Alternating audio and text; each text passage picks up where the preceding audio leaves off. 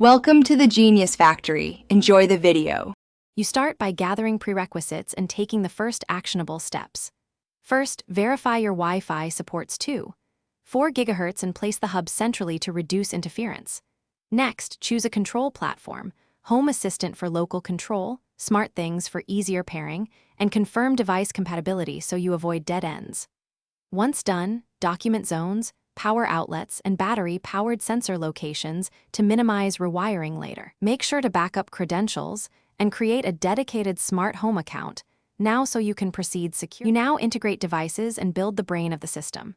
Start pairing one device type at a time, lights, sensors, then plugs, so you isolate issues quickly. Once paired, create rooms and logical groups and set network quality of service for cameras and hubs to ensure responsiveness. Then design automations with clear triggers, sensible conditions, and deliberate actions. For example, motion plus night equals hallway lights. After building each rule, test using simulated triggers and adjust delays and thresholds to prevent false activations. You finish by securing, optimizing, and confirming reliability.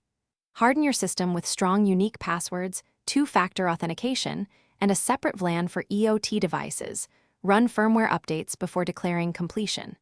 Schedule automated backups and review logs to tune sensor sensitivity and timing so routines feel natural. If something goes wrong, isolate the failing device, disable other radios, move it close to the hub, factory reset, and repair. This often resolves pairing and signal problems. Finally, document changes so future troubleshooting is fast. Thanks for watching. If you found this helpful, don't forget to like and subscribe.